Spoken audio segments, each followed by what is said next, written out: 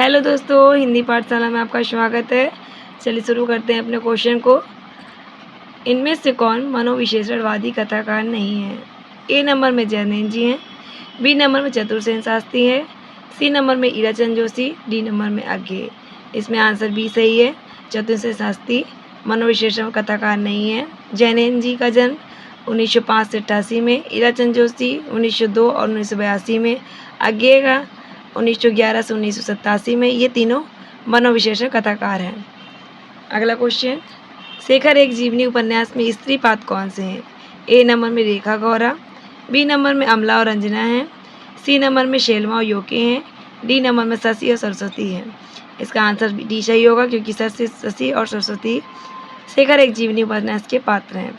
इसमें रेखा गौरा हैं जो वो अज्ञे जी के नदी के द्वीप के पात्र हैं। रचना 1951 की है। योके और शेलमा अपने अपने अजनबी के हैं। ये भी रचना अज्ञे की है, ये 1961 की है। शशि सरस्वती और शेखर एक जीवनी भाग 2 के हैं। भाग 1 40 में, भाग 2 44 में। ये भी अज्ञे जी की रचना है। अगला क्वेश्चन, हजारी प्रसाद द्विवेदी के किस उपन्यास में औपनिवेशिक अधिक कथा का आधार लिया गया? ए बाण भट्ट की याद करना कथा में, बी नंबर पुनर्वा में, सी नंबर चारचंद लेख में, डी नंबर अनामदास का पोथा में। इसमें आंसर डी सही है। अनामदास की पोथा में आपने के औपनिवेशिक आधार लिया गया हुआ है। भट्ट की आत्मकथा एक क्लासिकल रोमांटिक उपन्यास है। चारुचंद लेख में आदमी इसका नायक सातवाहन है। पुनर्वा में इसमें गोपाल आर्यक और चंदा की प्रेम कथा वर्णित है। अनामदास का पोथा 1976, इसमें औपनिवेशिक आधार लिया गया है। इसमें रैक ऋषि और जबाला राजकुमारी की प्रेम कथा का वर्णन है। हाँ, अगला क्वेश्चन, जयनेंद्र कुमार के उपन्यासों का सही अनुक्रम क्या है? ए नंबर में पहले त्यागपत्र है, कल्याणी, फिर सुगधा, फिर सुनीता। बी नंबर में सुनीता है, फिर त्यागपत्र है, फिर कल्याणी है, फिर सुगधा है। सी नंबर में कल्याणी है, सुगधा है, सुनीता, त्यागपत्र। डी नंबर में सुगधा, सुनीता, त्यागपत्र, कल्याणी है। इसका आंसर बी सही है। पहले सुनीता है 1934 में, फिर त्यागपत्र है 1937 में, फिर कल्याणी 1939 में, फिर सुगधा 1952 में। फिर अगली उनकी और रचनाएं हैं व्यतीत और जयवर्धन।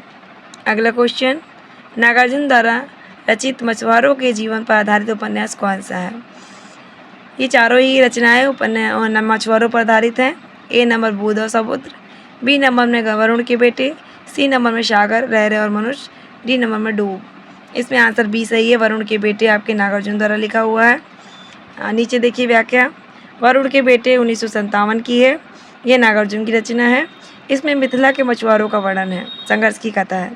सागर, लहरे और मनुष्य में उदय शंकर भट्ट की है, 1956 की है। बम्बई के बारबसा मछुआरों की जिंदगी का वर्णन है इसमें। बूंद और समुद्र 1955 की है, भी अमृतलाल नागर की है। इसमें लखनऊ के चौक के रूप में भारत के विभिन्न छवि का वर्णन है। डूब 1969 के है। वीरेंद्र जैन के लेखक हैं। ये मध्य प्रदेश के पिछड़े पहाड़ी अंचल की पीड़ा का चित्रण है इसमें। अगला क्वेश्चन, बाण भट्ट की आत्मकथा सर्वप्रथम किस पत्रिका में प्रकाशित हुई? ए विशाल भारत में, बी हंस में, डी रूसी रूपाब में, डी हिंदी नवनिजन में। आंसर ए सही है। ये विशाल भारत में प्रकाशित हुई। बाण भट्ट की आत्मकथा हजारी प्रसाद द्विवेदी की रचना है। अगला क्वेश्चन, रंगभूमि उपन्यास किस दर्शन से प्रभावित है? ए मार्क्सवादी दर्शन से, बी राष्ट्रवादी दर्शन, सी समाजवादी दर्शन से, या डी गांधीवादी दर्शन से। आंसर डी सही है। यह गांधीवादी दर्शन से प्रभावित है। यह 1925 की रचना है। इसमें संघर्ष, आंदोलन और समाज सुधार का प्रयास किया गया है। इसके प्रमुख पात्र हैं सूरदास है, शोपिया है, विनय है और जगधर है और बजरंगी है।